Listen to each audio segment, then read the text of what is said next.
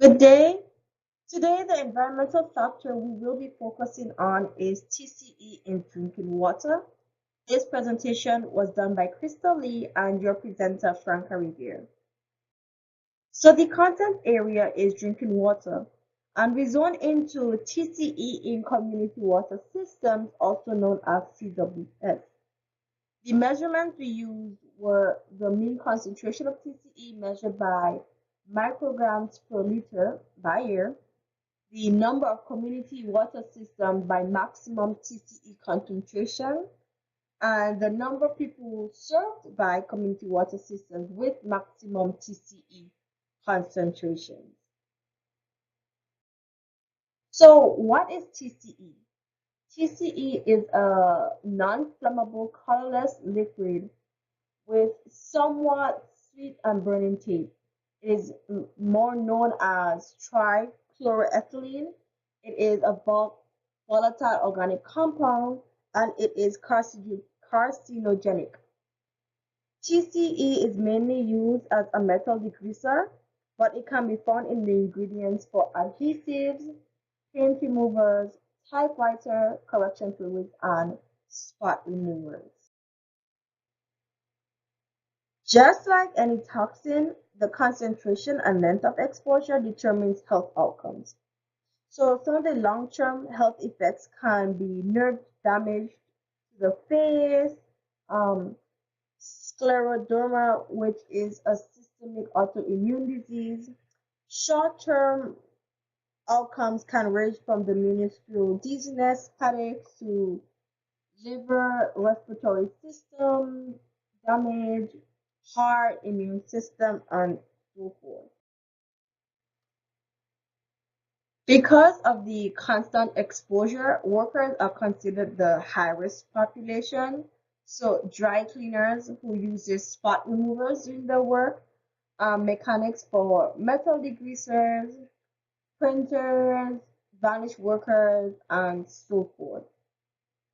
Among recent concern are fetus and infants, especially during the lactation period.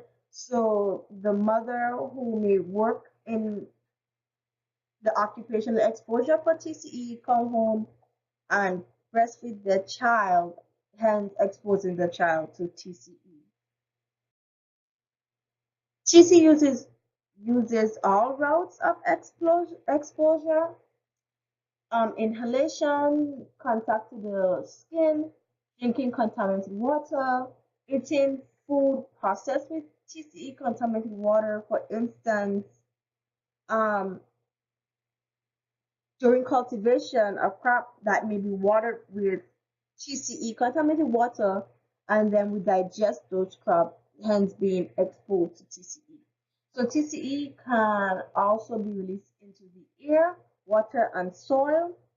TCE, it breaks down very slowly in water and soil, and it can prolong the exposure. TCE can get into groundwater, and during rain, soil contaminated with TCE can get into open water systems.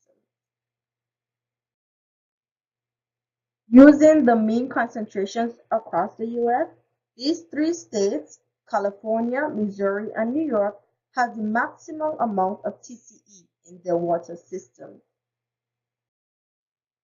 Being that California has the highest concentration, we continue with that state.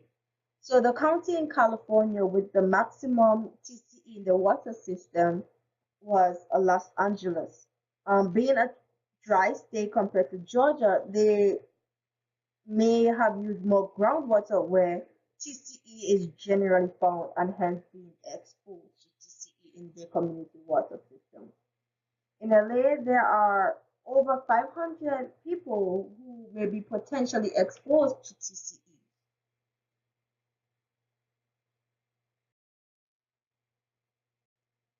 The Environmental Protection Agency regulates the amount of TCE in the water.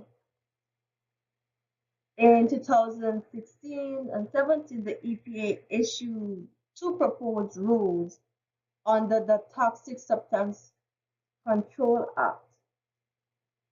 This bill prohibits the manufacture, including import, processing, and distribution of TCE in commercial use.